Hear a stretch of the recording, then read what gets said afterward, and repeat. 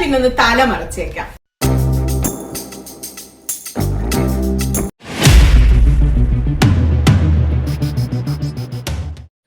നമ്മുടെ സുനിത ദേവദാസ് ഹിജാബ് ധരിച്ചിരിക്കുകയാണ്. ഈ സുനിത ഇങ്ങനെ ഹിജാബ് ധരിച്ചത് കൊണ്ട് നമ്മൾ ഈ കാര്യത്തിൽ എന്തെങ്കിലും ആശങ്കപ്പെടേണ്ടതായിട്ടുണ്ടോ? പല ആൾക്കാരും അവരുടെ ആശങ്ക ഇങ്ങനെ അറിയിച്ചിട്ടുണ്ട്. കാരണം അവരെ കുറ്റം പറയാൻ പറ്റത്തില്ല. കാരണം ഹിജാബ് ധരിച്ചത് കുറഞ്ഞ പുള്ളിയൊന്നുമല്ല, നമ്മുടെ സുനിതയാണ്. അപ്പോൾ ഇങ്ങനെ ഇവർ ഈ ഹിജാബ് ധരിച്ചതുകൊണ്ട് ഒരു ഹിജാബ് വിപ്ലവം ഇവിടെ ഉണ്ടാകാനിടയുണ്ടോ എന്ന് പല ആൾക്കാരും ചോദിക്കുന്നുണ്ട്. ഹിജാബ് വിപ്ലവം ഇല്ലെങ്കിൽ വലിയൊരു കോലിളക്കം, വലിയൊരു മാറ്റം കേരളത്തിൽ, അതാണ് പറയുന്നത്, വലിയൊരു മാറ്റത്തിന് കാരണമാകുമോ ഇവരിങ്ങനെ ഈ വീഡിയോയിൽ കൂടി ഹിജാബ് ധരിച്ചതുകൊണ്ട്? അങ്ങനെ ആരെങ്കിലും ആശങ്കപ്പെടുന്നുണ്ടെങ്കിൽ ഞാൻ അവരോട് പറയുകയാണ്, നിങ്ങൾ അത്ര കണ്ട് പേടിക്കൊന്നും വേണ്ട, ആശങ്കപ്പെടേണ്ടതില്ല നിങ്ങൾ. കാരണം അടുത്ത വീഡിയോയിലെങ്ങും സുനിതയ്ക്ക് ഹിജാബൊന്നും കാണത്തില്ല. അവർ വളരെ ആധുനികപരമായി ജീവിക്കുന്ന ഒരു സ്ത്രീയാണ്. അവർ സ്ഥിരമായിട്ട് ഈ വസ്ത്രമൊന്നും ധരിക്കാൻ എങ്ങും പോകുന്നില്ല. അവരിങ്ങനെ ഈ ഹിജാബ് ധരിക്കാൻ ആഗ്രഹമുള്ള കുട്ടികളെങ്ങനെ പ്രോത്സാഹിപ്പിക്കുക മാത്രമേ ചെയ്യത്തുള്ളൂ. ഒരു വീഡിയോ, ഒന്നോ രണ്ടോ വീഡിയോയിൽ ഇങ്ങനെ ഷോൾ കൊണ്ടിങ്ങനെ മുഖം മറിച്ച് കാണിക്കും. എന്നിട്ട് അവർ വെളിയിലൊക്കെ ഇറങ്ങുമ്പം ഈ ആധുനിക മനുഷ്യൻ നടക്കുന്ന രീതിയിലാണ് അവർ നടക്കുന്നത്. ഇത് കണ്ട് സുനിതയെ കണ്ട് പിള്ളേർ മോട്ടിവേഷൻ ആവുമെന്ന് മാത്രമേ ഉള്ളൂ. അപ്പോൾ നിങ്ങൾ സുനിതയെ കണ്ട് ആൾക്കാരും ഇനി ഹിജാബ് നിർബന്ധമായി ധരിക്കുമെന്ന് വിചാരിക്കൊന്നും വേണ്ട. സുനിതയൊന്നും ധരിക്കാൻ പോകുന്നില്ല. അപ്പോൾ എൻ്റെ പ്രേക്ഷകരോട് ഞാൻ ആദ്യം തന്നെ ഒരു ചോദ്യം ചോദിക്കുകയാണ്. ആ ചോദ്യത്തിൽ കൂടിയാണ് ഞാൻ തുടങ്ങുന്നത്. ഇന്നത്തെ കാലത്ത് ആരെങ്കിലും അടിമത്തത്തിലേക്ക് പോകാൻ ആഗ്രഹിക്കുന്നുണ്ടോ? ഇതാണ് എൻ്റെ ചോദ്യം. സീരിയസ് ആയിട്ട് ചോദിക്കുകയാണ്. ആരെങ്കിലും ഇന്നത്തെ കാലത്ത് അടിമമുഖത്തിലേക്ക് പോകാൻ ആഗ്രഹിക്കുന്നുണ്ടോ? ഇല്ലെന്നായിരിക്കും നിങ്ങളുടെ മറുപടി. എന്നാൽ ഞാൻ തീർച്ചയായിട്ടും പറയുകയാണ്, ഉണ്ട്. തീർച്ചയായിട്ടും അടിമത്തത്തിലേക്ക് പോകാൻ ആഗ്രഹമുള്ള ആൾക്കാരുണ്ട്. നമ്മുടെ ബ്രാഹ്മണന്മാരുടെ അടിമത്തത്തിൽ നിന്നും ഈ നായന്മാർക്ക് ഒരു രക്ഷ വന്നതിന് ശേഷം ചില നായർ തറവാടുകളിൽ നമ്പൂതിരിമാർ ഇല്ലാതെ ഒരു ജീവിതം ഇല്ലായിരുന്നു. എല്ലാവരുടെ കാര്യമില്ല, ചില നായന്മാർക്ക് ഈ നമ്പൂതിരിമാരില്ല ഒരു ജീവിതം ഇല്ലായിരുന്നു. അങ്ങനെ ഇവർ അടിമത്തത്തിലേക്ക് പോകാൻ ഇവർ ഒരുപാട് ആഗ്രഹിച്ചു. എല്ലാവരുടെ കാര്യമില്ല, ചില ആൾക്കാർ.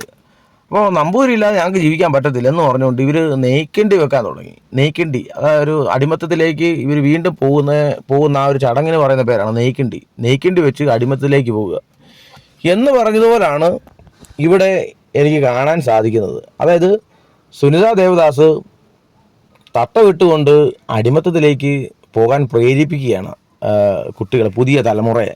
എനിക്കങ്ങനെയാണ് തോന്നുന്നത്. കാരണം നമുക്കറിയാം, ഈ തട്ടമെന്ന് പറയുന്നത് ഇല്ലെങ്കിൽ ഈ ഹിജാബ് എന്ന് പറയുന്നത് ഈ അടിമ സ്ത്രീയെയും ഈ സ്വതന്ത്ര സ്ത്രീയെയും അടിമ സ്ത്രീയെയും തമ്മിൽ വേർതിരിക്കുന്ന ഒരു വസ്ത്രമാണ്. ഏതാണ് അടിമ സ്ത്രീ, ഏതാണ് സ്വതന്ത്രമായ സ്ത്രീ, ഇവരെ കണ്ടു കഴിഞ്ഞാൽ മനസ്സിലാകണം. അപ്പോൾ ഇതിന് ഐഡൻറ്റിറ്റി ആയിട്ട് ഉപയോഗിക്കുന്ന ഒരു സാധനമാണ് ഈ പറയുന്ന ഹിജാബ്.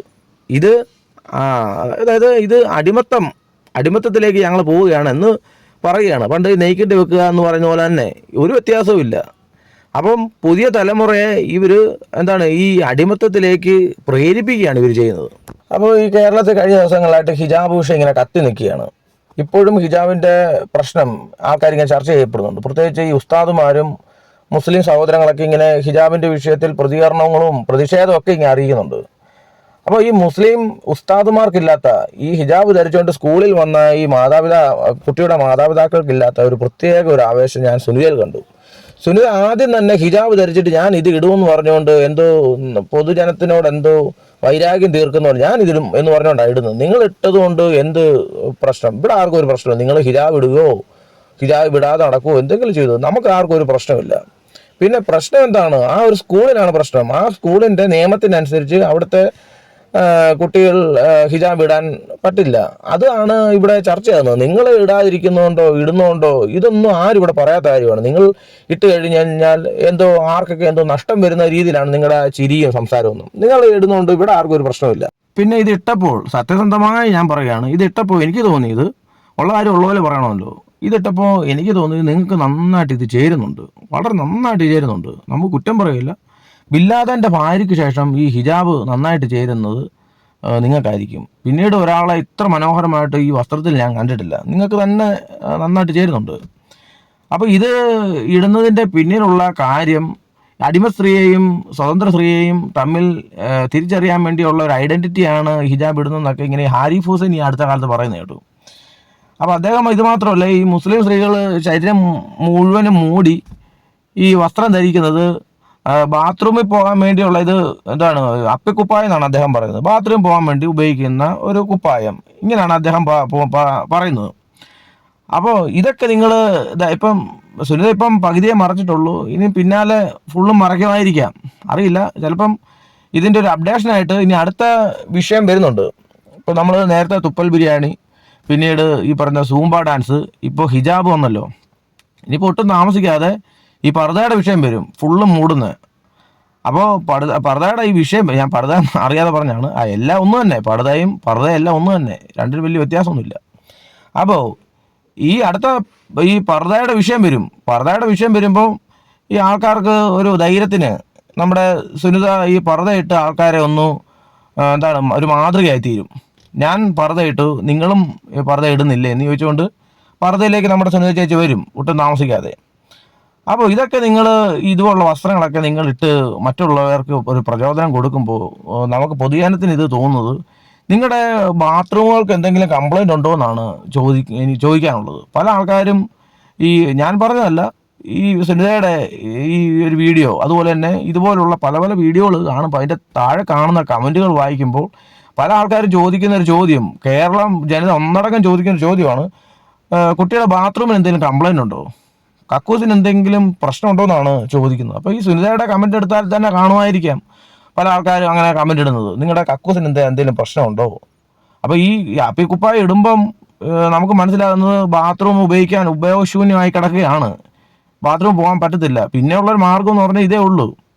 പറയാൻ മനസ്സിലായി. ഇപ്പോൾ ഈ അടുത്ത കാലത്ത് ഈ എന്താണ് പറയുന്നത്, ഈ പെട്രോൾ പമ്പിൽ ബാത്റൂം ഒന്നും പൊതുജനങ്ങൾക്ക് ഉപയോഗിക്കാൻ പറ്റത്തില്ല എന്ന് ഹൈക്കോടതി വിധിച്ചു. ഇപ്പം അങ്ങോട്ടും പോകാൻ പറ്റത്തില്ല. പിന്നെ KSRTCയിലെയും പ്രൈവറ്റ് സ്റ്റാൻഡിലൊന്നും നോക്കുകയും വേണ്ട, അങ്ങോട്ടൊന്നും മനുഷ്യർക്കാർക്കും ചെല്ലാൻ പറ്റത്തില്ല. അപ്പോൾ പിന്നെ ഇതേ ഉള്ളായിരിക്കും ഒരു മാർഗ്ഗം എന്ന് പുള്ളിക്കാരത്തി കണ്ടുകാണ്, സുനിത ചേച്ചി കണ്ടുകാണ്. ഇനിയിപ്പോൾ ഇതേ ഉള്ളൂ മാർഗ്ഗം. അപ്പം അതിൻ്റെ ഭാഗമായിട്ടാണോ ഇതിട്ടെന്ന് ഈ നാട്ടുകാർ ചോദിക്കുന്നു.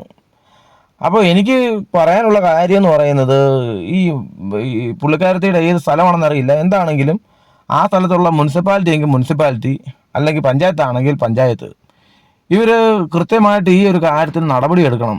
ഈ ഇവരുടെ ബാത്റൂമുകൾക്ക് എന്തെങ്കിലും കംപ്ലൈൻ്റ് ഉണ്ടെങ്കിൽ പഞ്ചായത്ത് ശക്തമായിട്ട് ഇടപെട്ടുകൊണ്ട് അത് നന്നാക്കി കൊടുക്കണം എന്നാണ് എനിക്ക് പറയാനുള്ളത്. അപ്പോൾ ഇത് ഞാൻ പറയുന്നതിൽ എന്തെങ്കിലും തെറ്റുണ്ടെങ്കിൽ പ്രേക്ഷകർ തന്നെ പറയുക. ഞാൻ ആരെയും വ്യക്തിഹത്യ നടത്തുന്നില്ല. ഇവർ കാണിക്കുന്ന മറ്റുള്ളവരെ ഈ പുരോഗമന മനുഷ്യരായി വളരാൻ അനുവദിക്കാതെ അവരെയൊക്കെ നമുക്കറിയാം. ഇപ്പോൾ ക്രിസ്ത്യാനോ റൊണാൾഡോ ഒരു ഇതുപോലെ ഒരു സമൂഹത്തിൽ ഒരു മോശമായൊരു മെസ്സേജ് കൊടുക്കുകയാണെങ്കിൽ അദ്ദേഹത്തെ ഇഷ്ടപ്പെടുന്ന ആൾക്കാർ അതിലേക്ക് പോകും. പറഞ്ഞു മനസ്സിലായോ? ഇപ്പോൾ ഈ സുനിത ദേവദാസിന് ഒരുപാട് സബ്സ്ക്രൈബേഴ്സ് ഉള്ള ചാനലായിരിക്കാം പുള്ളിക്കാരത്തിലെ. അപ്പം പുള്ളിക്കാരത്തിയെ ഇതുപോലെ റോൾ മോഡലായി കാണുന്ന ആൾക്കാരുണ്ടെങ്കിൽ, യുവജനങ്ങളുണ്ടെങ്കിൽ അവർ വഴിതെറ്റി പോകാനിടയുണ്ട്. സച്ചിൻ തെണ്ടുൽക്കറിനോട് പണ്ട് ഈ കൊക്കക്കോളയുടെ പരസ്യം കാണിക്കാമോ ഇല്ലെങ്കിൽ ഒരു ബിയറിൻ്റെ പരസ്യം കാണിക്കാമോ എന്ന് ചോദിച്ചപ്പോൾ അദ്ദേഹം പറ്റില്ല, കാരണം കുട്ടികളെ വഴിതെറ്റിക്കുന്ന കാര്യം ഞാൻ ചെയ്യില്ല എന്ന് പറഞ്ഞ പോലെ തന്നെ ഇവരൊക്കെ വരുന്ന തലമുറയോട് കാണിച്ചു കൊടുക്കുന്ന ഈ പിന്തിരിപ്പൻ, അതായത് മുന്നോട്ട് പോകുന്ന ജനതയെ പിന്നോട്ട് വലിക്കുന്ന തരത്തിലുള്ള ഈ കാര്യങ്ങളാണ് അവർക്ക് മാതൃകയായിട്ട് കാണിച്ചു കൊടുക്കുന്നത്. അത് ഞാൻ പറഞ്ഞതിൽ എന്തെങ്കിലും തെറ്റുണ്ടെങ്കിൽ ഇത് കേൾക്കുന്ന പ്രേക്ഷകർ തന്നെ ചിന്തിക്കുക. ഇപ്പോൾ നിങ്ങളൊന്ന് വിചാരിച്ച്, ഏതാണ്ട് 6-ാം നൂറ്റാണ്ടിൽ ഏതോ കാട്ടറവികൾ ബാത്റൂമിൽ പോകാൻ ഉപയോഗിച്ചുകൊണ്ടിരുന്ന ഈ വസ്ത്രങ്ങളൊക്കെ, ഞാൻ ഈ പർദയുടെ കാര്യമാണ് പറയുന്നത്, ഇവർ പറയുന്നത് അതുപോലല്ല, ഈ ഹിജാബ് അതുപോലല്ല എന്ന് പറയും. ഇതൊക്കെ എന്തോ നല്ല കാര്യത്തിന് ഉപയോഗിച്ചാണോ? ഇതൊക്കെ ഒന്നല്ലെങ്കിൽ മറ്റൊരു രീതിയിൽ ഇത് ഹീനകരമായി ഉപയോഗിച്ച കാര്യങ്ങളൊക്കെയാണ്, അടിമകളെയൊക്കെ തിരിച്ചറിയാൻ ഉപയോഗിച്ച കാര്യങ്ങളൊക്കെയാണ്. ഇതെല്ലാം ഒന്ന് തന്നെയാണ്. ഈ പറയുന്ന പർദയാണേലും ഹിജാബാണേലും ഇതെല്ലാം കണക്കാണ്. എൻ്റെ അഭിപ്രായം, തുറന്ന അഭിപ്രായമാണ് ഞാൻ പറഞ്ഞത്. അപ്പോൾ ഇതെല്ലാം കണക്കായ കാര്യങ്ങളൊക്കെ തന്നെ. അപ്പോൾ ഇതെന്തോ വിശുദ്ധ വസ്ത്രമാണെന്ന് പറഞ്ഞുകൊണ്ട് ഈ വരുന്ന തലമുറയെ തെറ്റിദ്ധരിപ്പിച്ചുകൊണ്ട് ഇതിട്ട് കാണിക്കുകയും ഇത് നല്ല കാര്യമാണെന്നൊക്കെ ഇങ്ങനെ പഠിപ്പിക്കുകയും ചെയ്യുന്നത് നല്ല കാര്യമാണോ? ഈ സുനിതയെ പോലുള്ള ആൾക്കാർ. എന്നിട്ട് ഇവർ ആധുനിക മനുഷ്യർ നടക്കുന്ന പോലെ നല്ല ചുരിദാറും നല്ല വസ്ത്രം ഇട്ടുകൊണ്ട് ഇവർ നടക്കുക. എന്നിട്ട് വരുന്ന തലമുറയെ ഇവർ പഠിപ്പിക്കുകയും കൂടി ചെയ്യുക. നിങ്ങളൊന്ന് ആലോചിച്ച് നോക്ക്. നമുക്കറിയാം, നമ്മുടെ കേരളത്തിൽ പണ്ട് വ്യാപകമായിട്ടുണ്ടായിരുന്ന, കുറേ വർഷങ്ങൾക്ക് മുമ്പ് വ്യാപകമായിട്ട് ഉണ്ടായിരുന്ന ബാത്റൂം എന്ന് പറയുന്നത് റൗണ്ടിലുള്ള, ഇപ്പോഴാണ് റെഡിമെയ്ഡ് സെപ്റ്റി ടാങ്കൊക്കെ ആയത്. പണ്ടൊക്കെ എന്ന് പറഞ്ഞാൽ റൗണ്ടിലുള്ള ഈ റിങ് ഇറക്കിയുള്ള സെപ്റ്റി ടാങ്ക് ആയിരുന്നു. ആ സെപ്റ്റി ടാങ്ക് പണിതിട്ട് അതിൻ്റെ മുകളിൽ അതിൻ്റെ റൗണ്ടിൽ തന്നെയുള്ള അതിൻ്റെ സ്ലാബ് ഇടും. ആ സ്ലാബ് എന്ന് പറയുന്നത് ആ ക്ലോസറ്റോട് കൂടിയ സ്ലാബാണ്. ആ സ്ലാബ് ഇട്ട് കഴിയുമ്പോൾ ക്ലോസറ്റും റെഡിയാകും. എന്നിട്ട് ഈ സെപ്റ്റി ടാങ്കിൻ്റെ ചുറ്റും കമ്പോ എന്തെങ്കിലും കൊണ്ട് കുത്തിയിട്ട് പടുത വെച്ച് അങ്ങ് ചുമ്മാ കിട്ടും. എന്നിട്ട് അതുപോലെ തന്നെ ഡോറൊന്നും കാണത്തില്ല. ഇതുകൊണ്ട് ഈ പടുതയ്ക്ക് തന്നെ ഒരു ഡോറ് പോലെയൊക്കെ അങ്ങ് ഉണ്ടാക്കും. എന്നിട്ട് ഇതാണ് ആൾക്കാർ ഉപയോഗിച്ചുകൊണ്ടിരുന്നത്. അപ്പോൾ ഇത് കാറ്റടിച്ച് പറന്ന് പോയെന്ന് അങ്ങ് വിചാരിക്കുക. പറന്ന് പോകുമ്പോൾ ഏതെങ്കിലും മലയാളികൾ ഒരു പടുത എടുത്തുകൊണ്ട് വന്ന് ദേഹത്തോട്ട് വസ്ത്രം പോലെ ഇട്ടിട്ട് അവിടെ വന്നിരിക്കുമോ? ഇല്ല. മലയാളികൾ അത് കെട്ടും. പണ്ട് ഇപ്പോഴത്തെ കാര്യമല്ല, ഇപ്പോഴൊക്കെ നല്ല ബാത്റൂമുകളൊക്കെ ആയി. ഇപ്പോൾ പണ്ട് കാലത്താണെങ്കിലും ആൾക്കാർ പടുത മറച്ചുകൊണ്ട് പോയൊന്നും അവിടെ നിന്ന് ഇരിക്കത്തൊന്നുമില്ല. എന്നാൽ ഈ സൗദി അറേബ്യ പോലുള്ള ഈ സ്ഥലങ്ങളിലൊക്കെ അന്ന് ബാത്റൂമില്ല. നൂറ്റാണ്ടെന്ന് പറയുന്ന 6-ാം നൂറ്റാണ്ടാണ്, ഓർത്തോണം. അന്നത്തെ 6-ാം നൂറ്റാണ്ടിൽ ഇവർ ബാത്റൂമിൽ പോകാൻ ആൾക്കാർക്ക് കാണൂല. അപ്പോൾ ബാത്റൂമിൽ പോകാൻ വേണ്ടി അവിടെ ഈ പറയുന്ന പോലെ പടുതയൊന്നും കെട്ടാൻ പറ്റത്തില്ല. അവിടെ വലിയ മണൽക്കാറ്റും പൊടിക്കാറ്റടിക്കുന്ന സ്ഥലമായതുകൊണ്ടാകാം, എനിക്കറിയില്ല. അപ്പോൾ അവിടെ ഈ പറയുന്ന ഒരു സജ്ജീകരണവും ഇല്ല. അപ്പോൾ ഇവർ തുറസായ സ്ഥലത്താണ് ഇവർ പോകുന്നത്. അപ്പോൾ ഇവരെ കണ്ടു കഴിഞ്ഞാൽ തിരിച്ചറിയാതിരിക്കേണ്ടതിനും ഇവർക്ക് ലജ്ജ ഉള്ളതുകൊണ്ട് ഇവരെന്ത് ചെയ്യും? ഇവർ ഇതുപോലുള്ള കറുത്ത വസ്ത്രം ശരീരം മുഴുവൻ അങ്ങ് മൂടിയിട്ട് നടന്നു പോയി ഇരുന്നിട്ട് അങ്ങ് പോകും. അപ്പോൾ ഈ വസ്ത്രം, അതായത് അന്നത്തെ കാലത്ത് ഹീനകര ബാത്റൂം ഇല്ലാത്ത കാലത്ത് ബാത്റൂമിന് പകരം, അതായത് ഈ പടുതയ്ക്ക് പകരം ഉപയോഗിച്ചുകൊണ്ടിരുന്ന സാധനമാണ് ഈ പറുത. അത് രണ്ട് സാധനം ഒന്ന് തന്നെ, പടുത പറുത. അപ്പോൾ ഈ സാധനം ഏതാണ്ട് നല്ല കാര്യമാണെന്ന് പറഞ്ഞ് ഈ പുതിയ തലമുറയെ തെറ്റിദ്ധരിപ്പിക്കുക. ഇത് പറയുമ്പോൾ അയ്യോ അത് പർദ്ദയല്ലേ, ഇത് ഹിജാബിൻ്റെ കാര്യമല്ല. ഹിജാബും കണക്കാണ്. ഇതെല്ലാം അടിമകളെയൊക്കെ ഇവർ വിൽക്കുന്ന കാലത്ത് ഇവരെയൊക്കെ തിരിച്ചറിയാൻ ഉപയോഗിച്ചിരുന്ന സംഗതി ഇത്രേ ഉള്ളൂ ഇതിനകത്ത്. Respond of the parents. അല്ല, എന്ത് തേങ്ങയാണ് ഈ സ്ത്രീ പറയുന്നത്? ഗ്രാമർ മിസ്റ്റേക്ക് ഒക്കെ ഉണ്ടല്ലോ. ഇവരാ സ്കൂളിലെ ഇംഗ്ലീഷ് ടീച്ചറാണ്. അപ്പോൾ ഈ സ്കൂളിലെ പ്രിൻസിപ്പൾ പറഞ്ഞ ഇംഗ്ലീഷ് സുനിതയ്ക്ക് അങ്ങോട്ട് പിടിച്ചില്ല. പുള്ളിക്കാരത്തി ചോദിക്കുന്നത് എന്ത് തേങ്ങയാ പറയുന്നതാണ് ചോദിക്കുന്നത്. ഏത് രീതിയിൽ ഇവരെ ഒന്ന് അടിച്ചമർത്താൻ പറ്റും? പല രീതി നോക്കിയിട്ട് പറ്റുന്നില്ല. എന്നാ ഇരിക്കട്ടെ, ഇംഗ്ലീഷ് അങ്ങ് പിടിച്ചേക്കാം. അപ്പോൾ അവിടെ കിടന്നാൽ കയറി എവിടെയൊക്കെ പിടിക്കാൻ പറ്റുമോ അവിടെ എല്ലാം കയറി അങ്ങ് പിടിക്കുകയാണ്. അപ്പോൾ എനിക്കിത് കണ്ടപ്പോൾ സുനിതയുടെ ദയനീയ അവസ്ഥയാണ് എനിക്ക് മനസ്സിലായി, സത്യം പറഞ്ഞു കഴിഞ്ഞാൽ. കാരണം ഇവർ ഇവരുടെ ഈ ചിരി തന്നെ ആർട്ടിഫിഷ്യലാണെന്ന് നമുക്കറിയാം. ഈ ചിരിച്ചുകൊണ്ട് തന്നെ ഇവർ സംസാരിക്കുമ്പോൾ ഉള്ളം കിടന്ന് തേങ്ങുകയാണ് ഈ സുനിതയുടെ. നമ്മൾ കേട്ടിട്ടില്ലേ പ്രതിഷേധം കടിച്ചമർത്തിയെന്ന്? എന്ന് പറഞ്ഞാൽ ഈ വീഡിയോയുടെ പല ഭാഗത്തും ഇവരുടെ പ്രതിഷേധം കടിച്ചമർത്തുന്നുണ്ട്. നമ്മൾ വ്യക്തമായിട്ട് നമ്മൾ ശ്രദ്ധിച്ചാൽ അറിയാം. ഈ ഉള്ളിൽ കിടക്കുന്ന ഫ്രോഡുകൾ ഇടയ്ക്കൊക്കെ തള്ളി കയറി വരുമ്പോൾ അതിനെ സമചിത്തതയോടെ നിയന്ത്രിക്കാനും പുള്ളിക്കാരത്തി ശ്രമിക്കുന്നുണ്ട്. ആ ഒരു ഹൃദയവിശാലത നമ്മൾ കാണാതെ പോകരുത്. അപ്പോൾ സുനിത വിഭാവനം ചെയ്യുന്ന സ്കൂളൊന്നും നമ്മൾ കാണണ്ടേ? പുള്ളിക്കാരത്തി സ്വപ്നം കാണുന്ന ഒരു സ്കൂള്, പുള്ളിക്കാരത്തിൻ്റെ സ്വപ്നത്തിലെ ഒരു വിദ്യാഭ്യാസ സമ്പ്രദായം നമുക്കൊന്ന് കണ്ടു കളഞ്ഞേക്കാം. 10ാം ക്ലാസ്സിലെ വിദ്യാർത്ഥി മാഷിദ് പി വി എന്ന കുട്ടിയെ സാദരം ക്ഷണിക്കാം.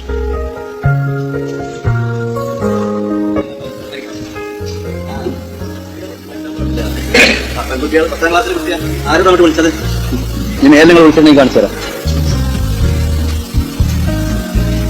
അങ്ങനെ പെൺകുട്ടികളെ നമുക്ക് വിളിക്കണ്ട.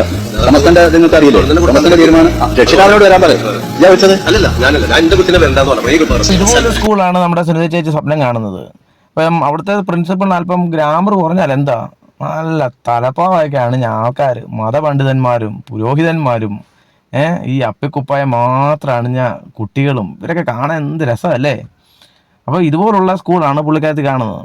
അപ്പോൾ നോക്കിക്കോണം, ഈ സ്കൂളിൽ എന്തോ ഒരു പരിപാടിക്ക് ഒരു കുട്ടിക്ക് സമ്മാനം കിട്ടി, 10ാം ക്ലാസ്സിൽ പഠിക്കുന്ന ഒരു കുട്ടിക്ക്. അപ്പോൾ ഈ ഒരു സമ്മാനം മേടിക്കാൻ സ്റ്റേജിൽ കയറിയപ്പോൾ നടന്ന കാര്യമാണ് നമ്മൾ കേട്ടത്. ഇനിയും ഇതുപോലെ പെൺപിള്ളേരെ സ്റ്റേജിലോട്ട് കയറ്റരുത്. ഇതും കഴിഞ്ഞ ദിവസം നമ്മൾ കണ്ടിരുന്നു. ഈ നമ്മുടെ അയൽ രാജ്യത്ത് അവിടെ പഠിക്കാൻ വന്ന പിള്ളേരെ കമ്പിനടിച്ച് അവിടുത്തെ തീവ്രവാദികൾ ഓടിക്കുന്നു. അതായത് ഇവിടെ പെൺകുട്ടികൾ ഇവിടെ പഠിക്കാൻ പറ്റത്തില്ലെന്ന് അവർ പറയുന്നത് തെറ്റൊന്നുമില്ല. കാരണം അവരുടെ കിതാബിൽ അങ്ങനെ എഴുതിയിരിക്കുന്നത് പെൺകുട്ടികൾ വിദ്യാഭ്യാസം ചെയ്യേണ്ടതില്ല. ഇപ്പോൾ ഈ ജനാധിപത്യ രാജ്യത്തിരുന്നുകൊണ്ട് ജനാധിപത്യത്തിൻ്റെ സകല നന്മകളും അനുഭവിച്ചതുകൊണ്ടാണ് ഈ പറയുന്ന പെൺകുട്ടികളൊക്കെ ഈ സ്കൂളിലൊക്കെ വരുന്നത്. നമുക്കറിയാം ഇവിടെ ഈ പറയുന്ന മുത്തലാഖൊക്കെ നിർത്തലാക്കുമ്പോൾ ഒരുപാട് ആൾക്കാർ പ്രതിഷേധിച്ചതാണ് മുത്തലാഖിനെതിരെ. ഇപ്പം എങ്ങിരിക്കുന്നത് മുത്തലാഖ് നല്ലതാണോ മോശമാണോ? അപ്പോൾ ഇതിനൊക്കെ ഒരുപക്ഷെ ഈ മുത്തലാഖൊക്കെ നിരോധിച്ചപ്പോൾ ഈ പറയുന്ന സുനിതയൊക്കെ എന്താ പറഞ്ഞതെന്ന് ദൈവം തമ്പുരാൻ അറിയാം.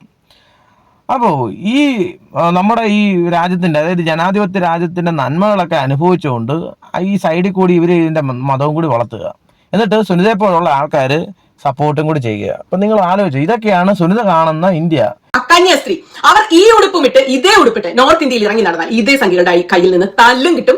മതം മാറ്റാൻ ശ്രമിച്ചു എന്ന് പറഞ്ഞിട്ട് ജയിലും കിട്ടും. അപ്പോൾ ഇവിടെ സുനിത പറയുന്നത് ഈ കന്യാസ്ത്രീ ആർഎസിന് വേണ്ടി ഇവിടെ ചാരപ്പണി ചെയ്യുകയാണ്. എന്നാൽ നിങ്ങൾ ഈ ഇതേ വസ്ത്രം ഇട്ടുകൊണ്ട് വടക്കേൻ്റെ ചെന്ന് കഴിഞ്ഞാൽ ആർഎസിൻ്റെ നല്ല അടി മേടിക്കുമെന്നാണ്, ഇല്ല ജയിലിൽ കിടക്കാം എന്നാണ് അവർ പറയുന്നത്. അപ്പോൾ ഇതേ കാര്യം തന്നെ ഞാൻ തിരിച്ചു ഒന്ന് പറയുകയാണ്. നിങ്ങൾ ഈ ഹിജാബ് ഇട്ടേക്കുന്നത് മുസ്ലിങ്ങളുടെ ആചാരം സംരക്ഷിക്കണമെന്ന് പറഞ്ഞുകൊണ്ടാണല്ലോ നിങ്ങൾ ഈ ഹിജാബ് ഇട്ടേക്കുന്നത്. അപ്പോൾ ഇവിടെ ഉയർന്നു വരുന്നൊരു ചോദ്യം, ഇസ്ലാം തീവ്രവാദമാണോ RSS ആണോ കൂടുതൽ കടുപ്പ്? ഒരു ക്രിസ്ത്യാനിയെ സംബന്ധിച്ചോളം ഇതേതാണ് ഭേദം? RSS തന്നെയാണ് ഭേദം, കുറച്ചുകൂടി ഭേദം RSS ആണ്. ഞാൻ തുറന്ന അഭിപ്രായം പറയുകയാണ്. ഒരു ക്രിസ്ത്യാനിയെ സംബന്ധിച്ചോളം കൂടുതൽ ഭയക്കേണ്ടത് ഇസ്ലാം തീവ്രവാദത്തെ തന്നെയാണ്. എന്താ സംശയം? ആർക്കാരും വലിയ സംശയമുണ്ടോ? ഇവർ കൂടി പോയി കഴിഞ്ഞാൽ 5-6 പേര് തല്ലുമായിരിക്കും, ഇല്ല പള്ളി പൊളിക്കുമായിരിക്കും. ഇത് കൂടുതലൊന്നും ഉണ്ടാകത്തില്ല. അല്ലാതെ ഈ നൈജീരിയയിൽ കഴിഞ്ഞ ദിവസം ഞാൻ ഒരു വീഡിയോ കണ്ടിരുന്നു, ഞാനിപ്പം കാണിക്കാം. ഒരു പാസ്റ്റർ, ഒരു ഒരു ഒരു ഒരു നീഗ്രോ വംശജനാണ് അദ്ദേഹം, ഒരു പാസ്റ്ററാണ്. അദ്ദേഹം ഒരു ശവക്കുഴിയിൽ ഇറങ്ങി നിന്നുകൊണ്ട് പ്രസംഗിക്കുകയാണ്. ഒരു വലിയ ശവക്കുഴിയാണ്, അതിൻ്റെ അകത്ത് നിരവധി ഡെഡ് ബോഡി ഇങ്ങനെ അടുക്കി വെച്ചേക്കുകയാണ്. അവിടെ നൈജീരിയയിലുള്ള ഇസ്ലാം തീവ്രവാദികൾ വന്ന് വെട്ടിക്കൊന്നിട്ട് പോയതാണ്, വെട്ടിക്കൂട്ടിയിട്ടേക്കുക മനുഷ്യനെ. ഓരോ ദിവസം എന്ത് വാർത്തകളാണ് വരുന്നത് ഈ ഇസ്ലാം തീവ്രവാദ സംഘടനകൾ ഈ ക്രിസ്ത്യാനികളെ കൊല്ലുന്നത്. ഏതെങ്കിലും RSS കൂടി പോയി തല്ലുമായിരിക്കും. അവർ 1-2 കൊലപാതകം ചെയ്തിട്ടുണ്ട്. അത് നല്ലതാണെന്നും അല്ല പറയുന്നത്, എനിക്ക് RSSനോട് ഒട്ടും താല്പര്യമില്ലാത്തൊരു മനുഷ്യനാണ്. പക്ഷേ ഏതാ കടുപ്പം? ഇസ്ലാം തീവ്രവാദം തന്നെ കടുപ്പം, സംശയമൊന്നുമില്ല. ഒരു ക്രിസ്ത്യാനിക്ക് ഒരു സംശയമൊന്നുമില്ല.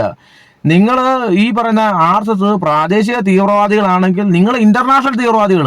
എന്താ വ്യത്യാസം? നിങ്ങൾ കുറച്ചും കൂടി ഇവരിവിടെ തല്ലുമ്പോൾ നിങ്ങൾ അവിടെ അറക്കും, അത്ര വ്യത്യാസമുണ്ട്. അപ്പോൾ ഒരു ക്രിസ്ത്യാനിയെ സംബന്ധിച്ചോളം ഈ രണ്ടിടത്തുനിന്നും സമാധാനമൊന്നും കിട്ടത്തില്ല. ഒന്നല്ലെങ്കിൽ മറ്റു രീതിയിൽ രണ്ടുപേരും കണക്കാണ്.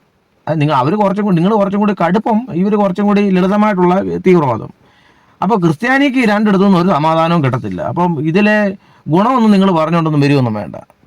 സംഖ്യകൾക്ക് ആയുധം സപ്ലൈ ചെയ്യണം, നാണമില്ലേ സ്ത്രീയെ നിങ്ങൾക്ക്?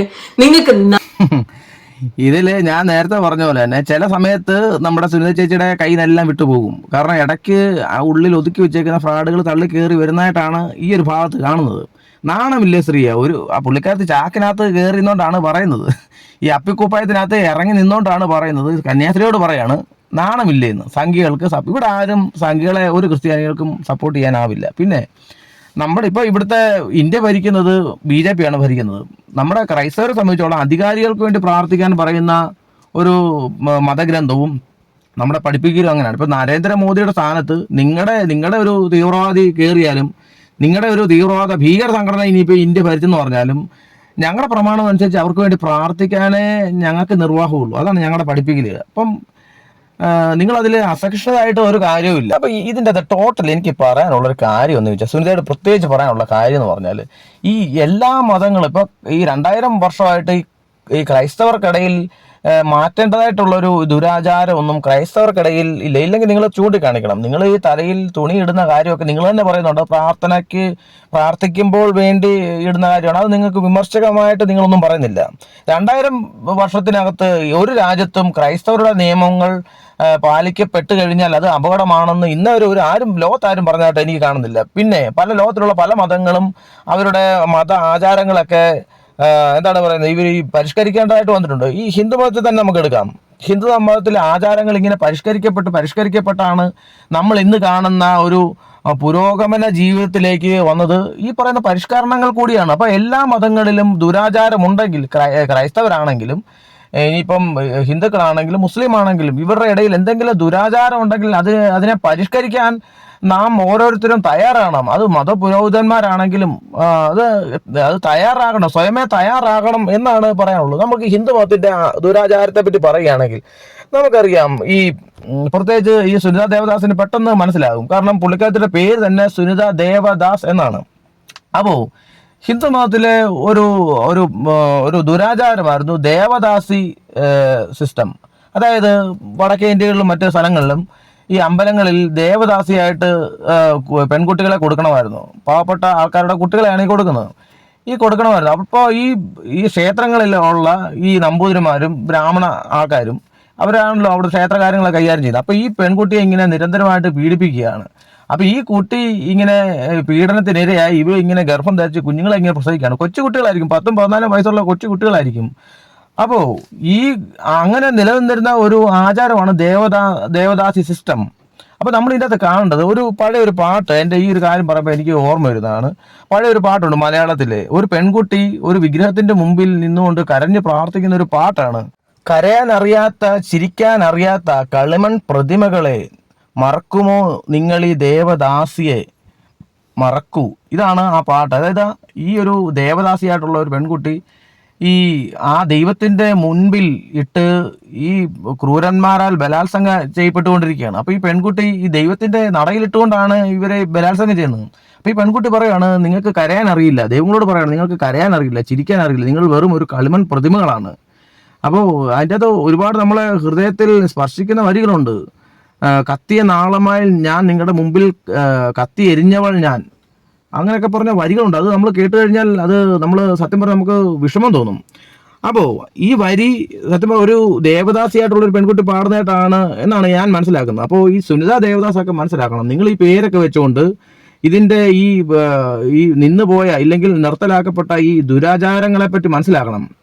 ഇതുപോലുള്ള ദുരാചാരങ്ങളെ നീന്തിക്കടന്ന് അതിനെ പരിഷ്കരിച്ചാണ് മനുഷ്യൻ ഇന്ന് കാണുന്ന നിലയിലേക്ക് വന്നത്. അപ്പോൾ ഹിന്ദു മതത്തിൽ ഇതുപോലെ തന്നെ ഒരുപാട് ദുരാചാരങ്ങൾ ഉണ്ടായിരുന്നു. അതിനെ ഹിന്ദുമതം പരിഷ്കരിച്ചു. ഹിന്ദു കോഡ് ബില്ല് നമുക്കറിയാം. ഇന്ന് ഈ പെൺകുട്ടി ഹിജാബ് ധരിക്കേണ്ടതായിട്ട് വന്നു. ഇതിൻ്റെ എത്രയോ 100 ഇരട്ടിയായിരുന്നു ഹിന്ദുമതത്തിലുണ്ടായിരുന്നത്. അതായത് ഈ പെൺകുട്ടിക്ക് ഹിജാബ് ധരിച്ചുകൊണ്ട് സ്കൂളിലെങ്കിലും ചെല്ലാമല്ലോ.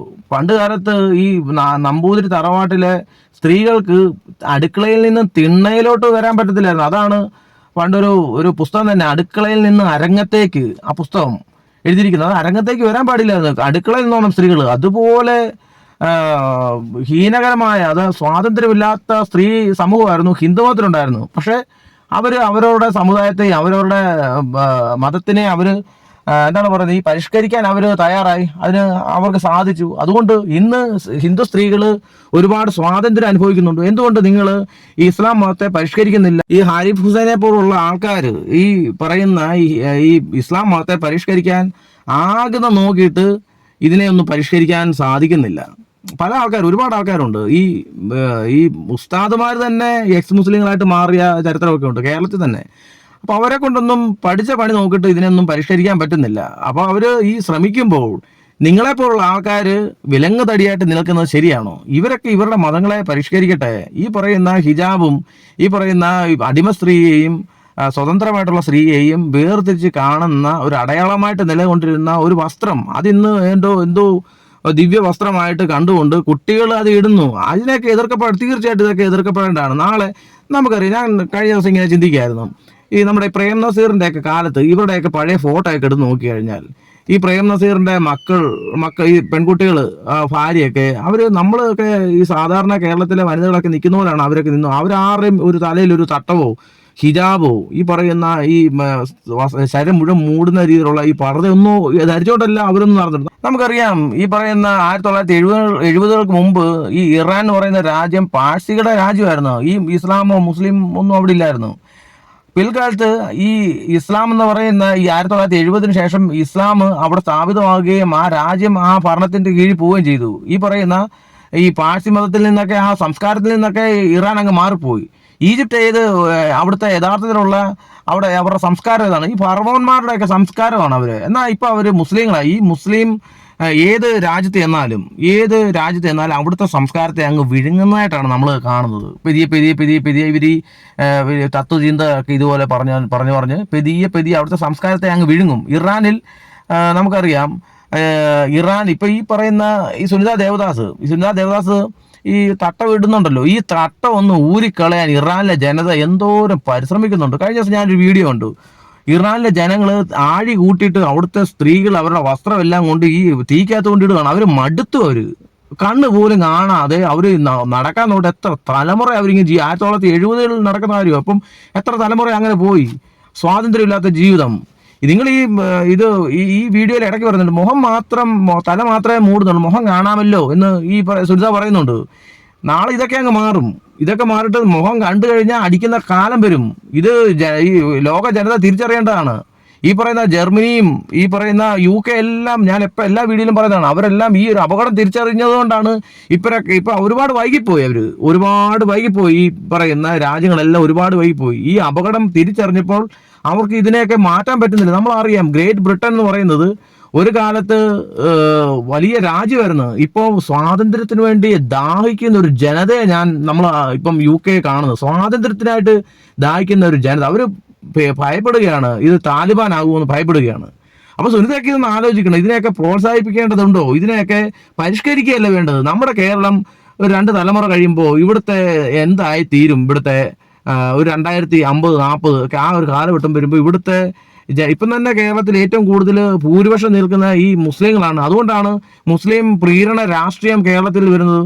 ഇപ്പം സുനിത പറയുന്നു, നമ്മുടെ വിദ്യാഭ്യാസ മന്ത്രിയുടെ വളരെ നല്ലൊരു ഇടപെടലായിരുന്നു ഉണ്ടായത്. എന്തുകൊണ്ടാണ് പുള്ളിക്ക് അങ്ങനെ ഇടപെടേണ്ടി വരുന്നത്? പുള്ളിക്ക് അറിയാം വോട്ട് പോകുന്നറിയാം. കാരണം ഭൂരിപക്ഷം അവരാണ്. നിങ്ങൾ ഏത് സ്ഥലത്ത് ചെന്നാലും അമിതമായിട്ട് നിങ്ങളിങ്ങനെ ഈ വളരുന്നതുകൊണ്ട് പിന്നീട് അവർ ഈ സംസ്കാരത്തെ അങ്ങ് വിഴുങ്ങുന്നതായിട്ടാണ് നമുക്ക് കാണുന്നത്. ഇതൊക്കെ എതിർക്കപ്പെടേണ്ടതാണ്. ഈ സംസ്കാരങ്ങളെയും ഇതിനെയൊക്കെ വിഴുങ്ങുന്ന ഈ ഒരു കാര്യങ്ങളെ തീർച്ചയായിട്ടും എതിർക്കപ്പെടേണ്ട കാര്യമാണ്. ഇവർ പൊതുവേ പറയുന്ന ഒരു കാര്യം, തട്ടവിട്ട് നടക്കുന്ന കന്യാസ്ത്രീ തട്ടവിട്ട് വന്ന കുട്ടിയോട് തട്ടവിടരുതെന്ന് പറയുന്നു. ഇതിൻ്റെ ഔചിത്യം എന്താണെന്ന് എനിക്ക് മനസ്സിലാകുന്നില്ല. ഇത് ഈ തട്ടവിടരുതെന്ന് പറയുന്നതുകൊണ്ട് എന്താണ്? ഈ കന്യാസ്ത്രീയുടെ തട്ടവും ഇല്ലെങ്കിൽ കന്യാസ്ത്രീയുടെ വസ്ത്രവും ഈ പെൺകുട്ടി ഇട്ടേക്കുന്ന വസ്ത്രവും തമ്മിൽ ഒരുപാട് വ്യത്യാസമുണ്ട്. നമുക്കറിയാം, നമ്മൾ ഈ റോമിൽ, ഈ ക്രിസ്ത്യാനിയുടെ ഈറ്റിലുമാണല്ലോ റോമിൽ ഇവിടുന്ന് ഈ പറയുന്ന സുനിതാ ദേവദാസ് റോമിൽ ചെല്ലുകയാണെങ്കിൽ ഒരു ദിവസം റോമിൽ പോകണം. റോമിലോ ഇല്ലെങ്കിൽ അമേരിക്കയിലോ, ഇപ്പം അമേരിക്ക ഒരു ക്രിസ്ത്യൻ രാജ്യമാണല്ലോ, അമേരിക്കയോ ഈ പറയുന്ന ക്രിസ്ത്യാനികളുടെ ഏതെങ്കിലും രാജ്യത്ത് പോവുകയാണെങ്കിൽ അവിടെ ഒരു ക്രിസ്ത്യാനിയും പറയില്ല നിങ്ങൾ കന്യാസ്ത്രീയുടെ വേഷം ഇട്ടുകൊണ്ട് നിങ്ങൾ വെളിലോട്ട് ഇറങ്ങിയാൽ മതിയെന്ന് ആരും പറയത്തില്ല. നിങ്ങളോട് പറഞ്ഞു മനസ്സിലായോ? നിങ്ങൾ റോമിൽ ചെല്ല്. റോമിൽ മാർപ്പാപ്പയെ കാണാൻ പോകണമെങ്കിലും കന്യാസ്ത്രീ, നിങ്ങൾ ഈ സുനിത അവിടെ മാർപ്പാപ്പയെ ഒന്ന് കാണാൻ പോകണം, നിങ്ങൾ കന്യാസ്ത്രീയുടെ വസ്ത്രം ഒന്നും ഇടണമെന്ന് നിർബന്ധമൊന്നുമില്ല. ആരാ പറഞ്ഞ ഇങ്ങനെ ഇടണമെന്ന്? അങ്ങനെ ഒരു നിർബന്ധമൊന്നുമില്ല. നേരെ മറിച്ച് ഇവിടുന്ന് കുവൈറ്റിന് പോകുന്ന ഒരു നേഴ്സിൻ്റെ കാര്യം എടുക്കാം, കുവൈറ്റിനോ സൗദിക്കോ പോകുന്ന നേഴ്സ് കാര്യം എടുക്കാം. അവർ ജോലി സമയത്ത് അവർ ഈ പറയുന്ന ഈ അപ്പിക്കുപ്പായ ഇടണം, പർദ്ദ ഇടണം. നേഴ്സുമാരാണെങ്കിൽ വെള്ള കുപ്പായം ഇടണം. അവിടുത്തെ ഈ വീട്ടുജോലിയൊക്കെ പോലുള്ള കാര്യങ്ങളൊക്കെ ചെയ്യുന്നതാണെങ്കിൽ കറുത്ത വസ്ത്രം ഇടണം. ഒരു വസ്ത്രം ഇവിടുത്തെ ഈ കേരളത്തിൽ നിന്നും ഒരുപാട് സ്ത്രീകൾ ഈ കുവൈറ്റിൽ വീട്ടുജോലിക്കും സ്കൂളിൽ കുട്ടികളെ നോക്കാനൊക്കെ പോകുന്നുണ്ട്. ഇവരൊക്കെ അവിടെ ജോലി ചെയ്യുന്ന സമയത്ത് ഈ മെയിൻ ഡോറിൽ ഈ കട്ടളയ്ക്ക് വെളിയിലോട്ട് ഈ പറയുന്ന കുപ്പായ ഇടാതെ പോകാൻ പറ്റത്തില്ല. വളരെ മനസ്സിലായോ? എന്നാൽ നിങ്ങൾ ക്രിസ്ത്യൻ രാജ്യത്തിൽ പോകുമ്പം ഈ പറയുന്ന ഒരു നിർബന്ധവും ഇല്ല. ഇതാണ് ഇത് തമ്മിലുള്ള വ്യത്യാസം. ഇവിടെ കന്യാസ്ത്രീയുടെ ഈ വസ്ത്രം സമൂഹത്തിന്, ലോക ജനതയ്ക്ക് ഒരു വെല്ലുവിളിയല്ല. ഈ വസ്ത്രം നാളെ നിങ്ങൾ ഇട്ട് കഴിഞ്ഞാൽ നിങ്ങളെ ചോദ്യം ചെയ്യും. നിങ്ങൾ എന്തിനാണ് കന്യാസ്ത്രീയുടെ വസ്ത്രം ഇഷ്ടമെന്ന് ചോദ്യം ചെയ്യും. അല്ലാതെ ഇത് ഇടാൻ ആരും നിങ്ങളെ പ്രേരിപ്പിക്കില്ല. പക്ഷേ നാളെ ഒരിക്കൽ നേരെ മറിച്ചെടുക്കാം. ഈ പറയുന്ന പെൺകുട്ടികൾ ഈ തട്ടവിട്ട് വരുന്നതാണ് പിന്നീട് ഇത് ഹിജാബായും പിന്നീട് ഈ പറയുന്ന ഈ പർദ്ദയൊക്കെ ആയിട്ട് ഈ മാറുന്നത്. പറയാൻ മനസ്സിലായോ? സുനിത പറയുന്നത് ക്രൈസ്തവരെന്തോ വർഗീയത കാണിക്കുന്നു. യഥാർത്ഥത്തിൽ വർഗീയത കാണിക്കുമ്പോൾ അതിനെതിരെ സംസാരിക്കുന്നത് എങ്ങനെയാണ് വർഗീയതയാകുന്നത്? നിങ്ങൾ കൊച്ചു കുട്ടികളുടെ മേൽ മതം അടിച്ചേൽപ്പിക്കുമ്പോൾ അവർ ഈ പഠിക്കാൻ വരുന്ന കുട്ടികൾ പഠിക്കാൻ സമ്മതിക്കാതെ കലാലയങ്ങളിൽ മതം വളർത്താൻ നിങ്ങൾ ശ്രമിക്കുമ്പോൾ അതിനെതിരെ സംസാരിക്കുമ്പോഴെങ്ങനെയാണ് വർഗീയതയും മതസ്പർദ്ധയൊക്കെ ആകുന്നത്? ഈ പൊളിറ്റിക്കൽ ഇസ്ലാമിൻ്റെ ഭാഗമാണ് നിങ്ങൾ ഈ പൊക്കിക്കൊണ്ടുവരുന്ന ഈ ഹിജാബും സാധനങ്ങളൊക്കെ. ഈ കുന്തമൊക്കെ എന്തിനാണ് ഈ സ്കൂളുകളിൽ നിങ്ങളിത് നിങ്ങളുടെ മതശാലകളിൽ ഇത് വളർത്തിയാൽ പോരെ? സ്കൂളുകൾ എന്തിനാണ് ഇത് കൊണ്ടുവരുന്നത്? അപ്പോൾ ഈ പൊളിറ്റിക്കൽ ഇസ്ലാമിൻ്റെ അജണ്ടയുടെ ഭാഗമാണ് ഈ പറഞ്ഞ സുനിതാ ദേവദാസൊക്കെ.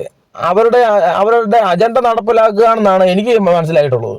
അപ്പോൾ സുനിതാ ദേവദാസൊക്കെ എങ്ങനെയാണ് ഈ മാറ്റമൊക്കെ ഇവർക്ക് ഉണ്ടാകും എന്നൊന്നും ഞാൻ വിശ്വസിക്കുന്നില്ല. ഇവർക്ക് ഇങ്ങനെ തന്നെ ആയിരിക്കും. ഇനി നാളെ ഇതുപോലെ മറ്റൊരു കാര്യം വരുമ്പോഴും അവരിത് തന്നെ പറയും. ഇപ്പോൾ നമുക്കറിയാം, ഈ ഹൂത്തികളെയും ഈ പറയുന്ന പാലസ്തീനിലുള്ള തീവ്രവാദികളൊക്കെ വെള്ള തേക്കുന്ന ആളാണ് ഈ സുനിതാ ദേവദാസ്. അതിപ്പറം വലിയ കാര്യമൊന്നും ഉള്ളതായിട്ട് ഇതിനകത്ത് ഞാൻ കാണുന്നില്ല. അപ്പോൾ സുനിതയൊന്നും നാളെയോ ഇല്ലെങ്കിൽ വരുന്ന കാലത്തൊന്നും സുനിതൊന്നും നേരെയാൻ പോകുന്നില്ല. ഇതൊക്കെ തന്നെ ഇവരുടെ ഭാഗത്തൊക്കെ ഉണ്ടാകത്തുള്ളൂ.